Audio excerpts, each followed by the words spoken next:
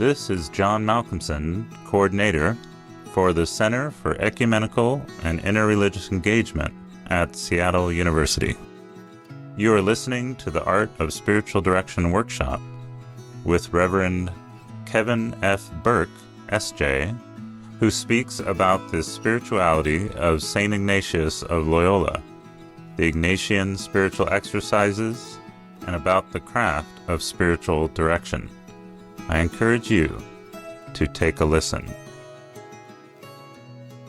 What is really interesting about Ignatius is that his story itself, in some ways, is the key to unlocking what he means both by spirituality and by extension, what he would understand spiritual direction to mean.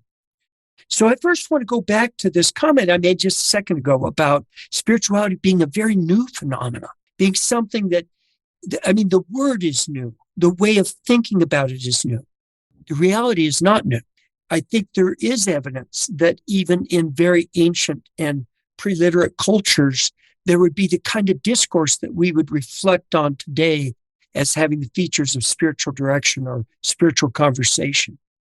And certainly in Scripture, spirituality is a reality. That's just not the word. So it's interesting to ask, what would be the word? What words in the New Testament, for example, in the Christian scriptures, would correspond to what we as Christians at least mean by spirituality? And then we can talk about how that would connect with other religious traditions and other ways of understanding spirituality. In the biblical tradition, these would be some of the terms. In the Synoptic Gospels, it would be discipleship. Spirituality is where Jesus says, come follow me, to a group of people who are out fishing or whoever it is along the way. Come follow me and learn from me. There's all sorts of ways in which Jesus would talk about how we learn from him. Spirituality is discipleship, first and foremost. And so spiritual direction, spiritual accompaniment is the companionship among disciples. But the focus here is not on ourselves. It's not on my spirituality or even yours, but actually, what is our relationship how do we relate to the divine? As Christians, we would ask, what is my relationship to Jesus? What does it mean to be his disciple? There are other words in the New Testament. John's gospel speaks a lot about the way. There's that famous moment where Jesus, is saying, you know where I'm going, you know how to follow me. And Thomas says, Lord, we don't know where you're going, so how could we possibly know the way? And then Jesus says, I am the way. I am the way. That is truth and life, would be one way to translate that important passage. The key here is this image of the way, that Jesus himself is the way. So that's a second kind of key biblical image. There are others. The third one I'll mention is the image of life in the Spirit. Another way of thinking about spirituality, it is the spirit with which we live our lives. It is the way we engage other people, the world, the problems of the world, and it is the way, and Valerie really made this point very strongly, it is the way we quiet ourselves enough to really encounter the transcendent, whether that is through nature, whether that is through other ways of thinking, other ways of experiencing life, whether it's an aesthetic, like an experience of beauty, an experience of art or music. There are lots of ways in which we connect the spirit with which we live. In a certain sense, this is kind of a reflexive definition, is our spirituality. And I suppose we could say our spirituality moves with us as we move through our lives, our own life stories. This brings me back to Ignatius. One of the things that's interesting about Ignatian spirituality, there are a lot of things that are interesting, but one thing I could say is, at least in Christianity, it's kind of a latecomer on the scene. Ignatius was born in 1491, and so he grew up and lived the bulk of his life in the early 1500s, the first half of what we would call the 16th century, so 5 centuries ago. And he's borrowing. Ignatian spirituality is borrowing, in the first place, from Benedict, from the Benedictines. Ignatius had visited Montserrat the great Benedictine monastery there in the mountains right outside of Barcelona in Spain before going to Manresa. And at Montserrat, that's where he placed his sword on the altar in front of the Black Madonna. That key moment in his journey, in many ways, was surrounded by the spirituality of St. Benedict, a monastery where the Psalms are prayed and where a sense of quiet and contemplation. Ignatius does an all-night vigil. We can only imagine all that moved through him at that time.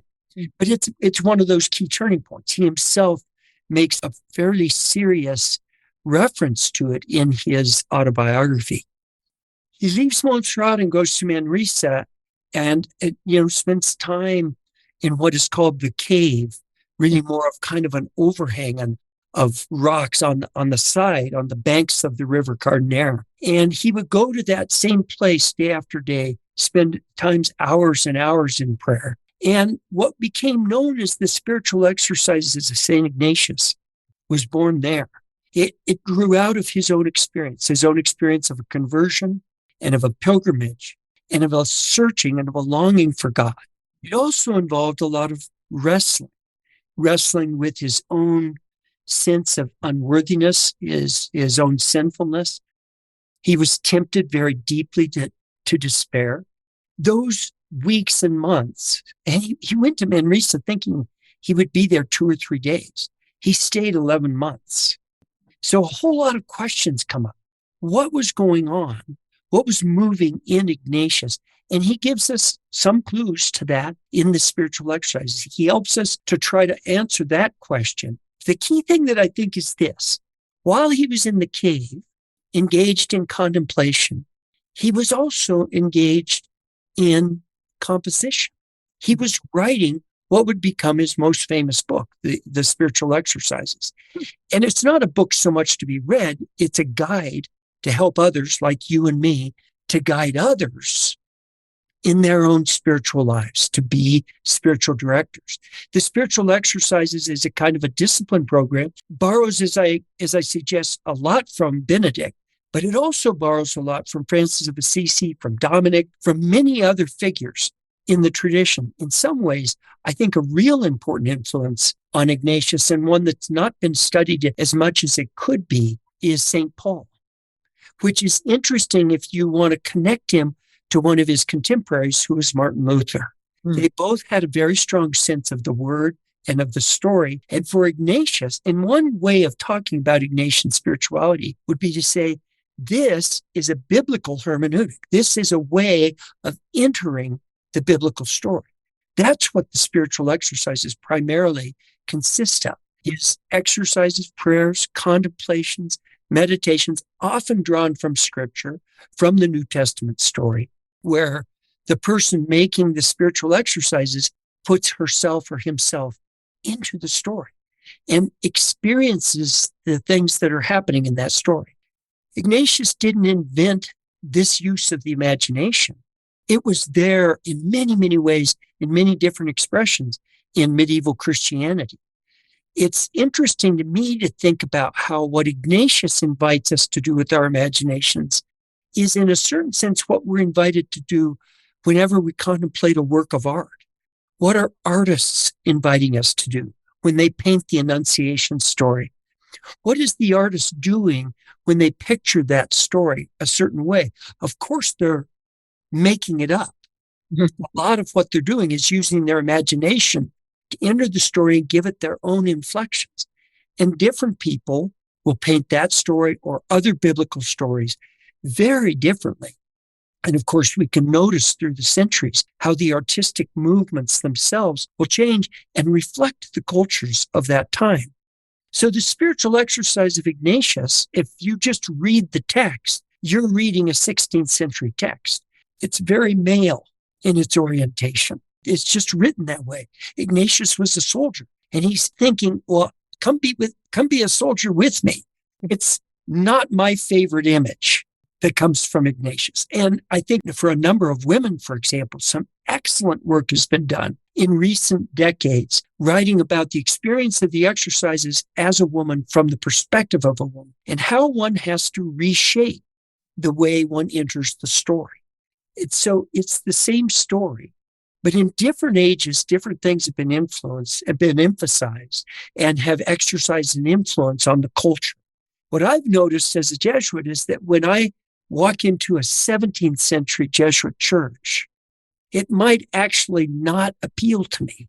Some of that Baroque kind of art and the way of seeing the world. But in other times, I will stand before a painting or a way of imagining or read something that is different. And this can be true of past as well as of the present, and be deeply moved. But it takes a cultural facility and ability to both understand where we are at our time, in our age, and to connect that with other ages. And so I find it really, really important for us to find our touchstone with the biblical text, with the way that the scriptures talk about the life in the Spirit, or the following of Jesus, or the way. Because I think it is the scriptures that ultimately anchor us in this story, and then the exercises function as a way of opening the scriptures up, breaking them open. And so I go back to Ignatius for a moment. So Ignatius was a soldier, and he was living we would say today, for his times, a very worldly life. And as a soldier, as someone in the courtly life. And it was only a terrible injury that he received in a battle at Pamplona. He almost died of it, and it caused terrible damage to his legs, especially one of his knees, had to be operated on several times. He had a long and painful, and I dare say boring, convalescence back at the home in Loyola, in the Basque Country, in northern Spain. And he began reading the life of Christ and the lives of the saints, the only two books that were in the house. And he started entering the stories. He himself just intuitively began to use his imagination in a way that opened up the story of Jesus, the story of the disciples, the story of the saints. And in doing that, this conversion, this movement in his own soul was taking place, and he started paying attention to those movements. He would say, I think, reflecting back on his own experience, that a big part of spiritual direction is helping another to, first of all, recognize those movements, just to know that they're there, and honor them, and then to begin to interpret them, but to really move slowly. The director is not the interpreter, ultimately. The director can do some teaching, some guiding, some help, ask good questions, but I think ultimately the one who's directing that person, whoever it is the Spirit. And Ignatius is really clear on this, that it is God who is the director. The human director is a way of making sure that this doesn't just become completely self-enclosed, that a person doesn't get lost in themselves, like what can happen in, for example, writing a dissertation in doctorate. One can kind of lose track of who they are and where they are because they don't have someone else to pull them out of themselves. That's part of what a director can do. It can be a check. I think, I can just say this for myself. It's been really important in my own life, and not just as a beginner. It was very important as a beginner, as a novice, as a Jesuit in my early years of formation. But probably the most important spiritual direction I received was in the years after I had been ordained a priest, and after I had finished a doctorate in theology, and I was beginning teaching, and I had a great director.